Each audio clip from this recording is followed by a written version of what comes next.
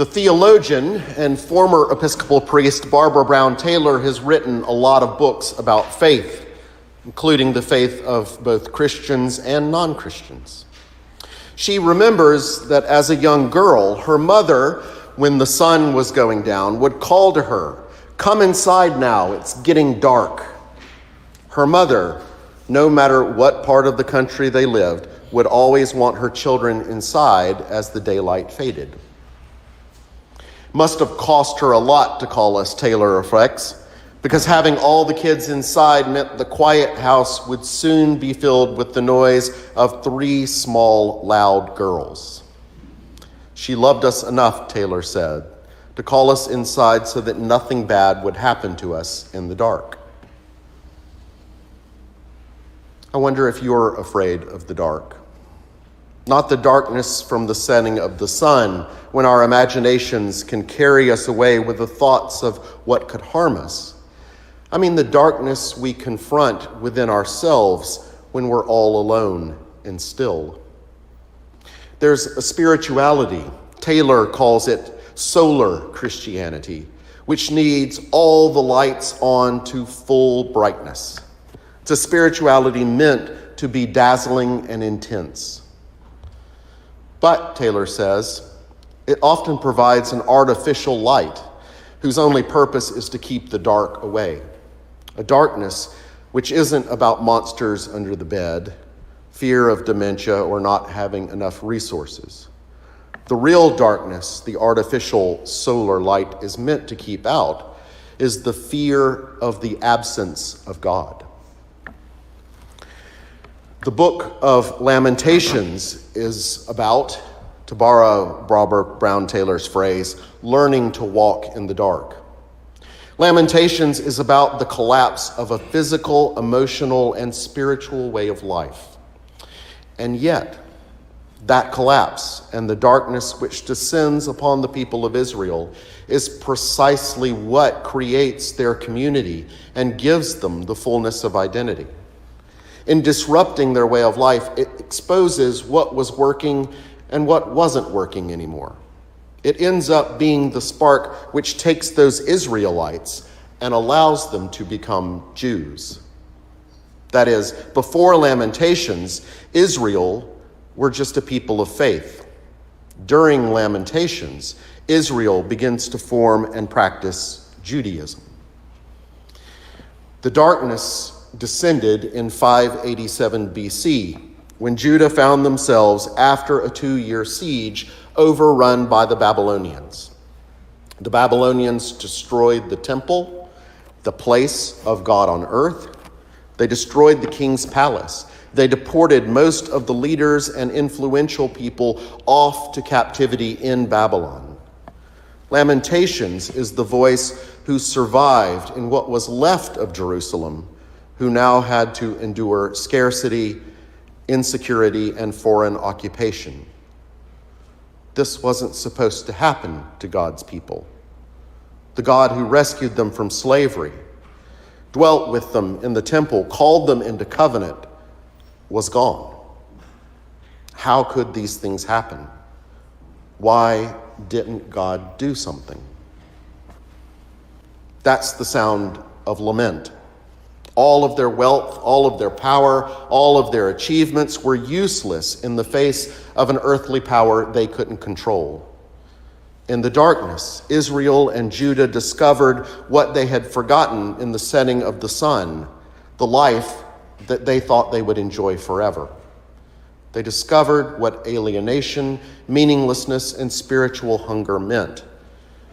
In the darkness, Israel discovered their humanity. I believe we also live in an age of profound spiritual hunger. All the consumption, anger, resentment, and fear have left us empty in body and soul. The 5 poems which make up this book of Lamentations all express, in the words of theologian Kathleen O'Connor, the pain, fury, and despair in an intense struggle for life. Our mistake, which I think was the mistake of Israel and Judah too, was to equate our affluence, our abundance, our material faith for the real thing. It might be faith, but it's not practicing a religion.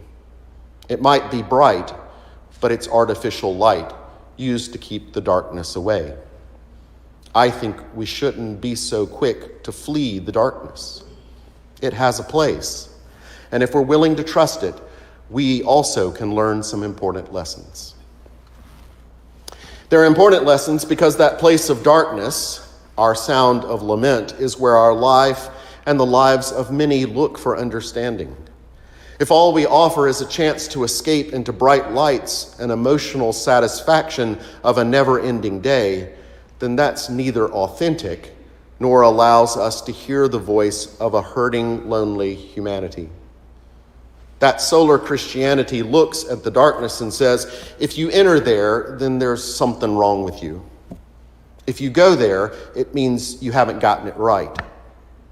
You should be focusing on the reward. Your darkness means you don't have enough faith. Prosperity is a good thing, but it's not the only thing. Our lives mean more, matter more than houses filled with furniture, our good looks, our clothes, our groups of friends, our admirers, or the items which we use to allow us to claim victory. Success, living our best life, crushing it, isn't just a matter of faith. It's not about divine right or proof. Our lives aren't one big show and tell with a limitless horizon, full of possibility if only we're just gospel-centered enough. There are no natural laws which allow the just to feel smug in their prayers and explain why the lawless suffer so. The darkness doesn't just go away because you turn on more lights. Lamentations names the darkness of narrative wreckage, when the story of life meets the destruction of building and family and future. We know that wreckage when the diagnosis comes back with catastrophic results, when a loved one blindsides us by saying, this relationship is over, and walks out, when an unexpected death takes the years, the plans we made, away from us, when a fight, a disagreement, a thoughtless moment ends a friendship which nourished us, when a confidence we shared with a trusted person wasn't kept, and we were vulnerable for all the world to see us as we tried so hard not to be seen. We all have moments in the story when no amount of positive thinking or optimism melts away the disappointment and sadness, when no amount of prayer and faith magically sweeps us up out of the muck and mire of life. That's when we lament. We cry out for God to recognize our hurting and lonely humanity. And God does. God comes to be with us in Jesus, not to fix everything as it was before, but to show us there's life where we don't see life, because it's dark and we're afraid. What Israel and Judah discovered in the darkness of destruction and exile was that God hadn't abandoned them. Their voice of lament connected them with a community they'd forgotten to listen to, the community of the poor, the community of those who long for justice, the community of the neglected and forgotten. In the harmony of lament, they found the reality of community. They discovered how relationships sustain. They found something bigger than an artificial faith in an artificial light. They found God in the darkness. Lamentations is a book of sadness and sorrow and hurt. There are many lives all around us full of sadness and sorrow and hurt. If our lives are to matter to God, then our faith should contain those laments, acknowledging that not every day will be a trip to Disneyland.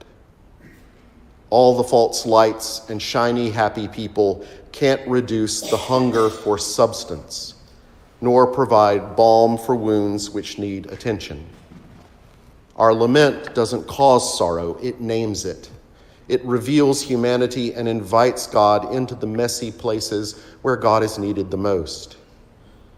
when all hope is lost and we feel most alone and isolated, that's where God better be. Lamentations is an invitation to that life. Taylor contrasts solar spirituality with what she calls lunar spirituality. It's a faith with just enough light to see safely, but still waxes and wanes with the season. It's skeptical of conventional wisdom, suspicious of religious comforters, and aware of the limits of all language about God. It's an awareness that no weekend workshop is going to fix you. I think that's what we do well at St. Dunstan's, allowing people of the light and people who've learned to walk in the dark to find real community. It's not always sweet or easy.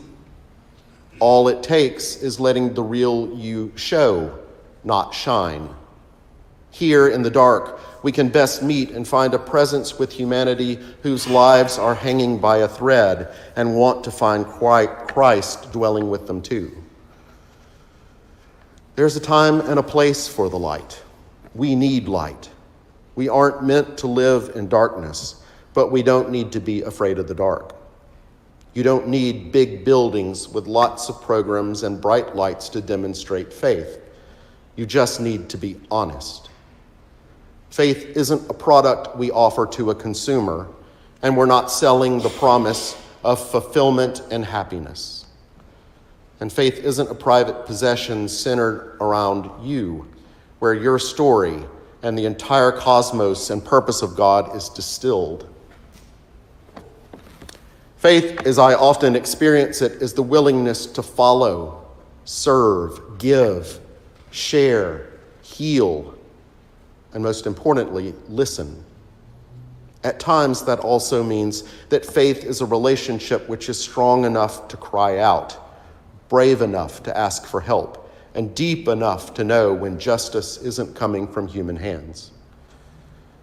St. Dunstan's is uniquely placed, uniquely suited to offer another way to understand life through community engagement. There are things out there in the dark, but I think the real risk isn't about what's out there. Rather, it's in the resistance to finding what's out there. With curiosity, with trust, with faith the size of a mustard seed, we can discover a way of life which is less about avoiding loss than it is about discovering what it means to explore uncertainty together.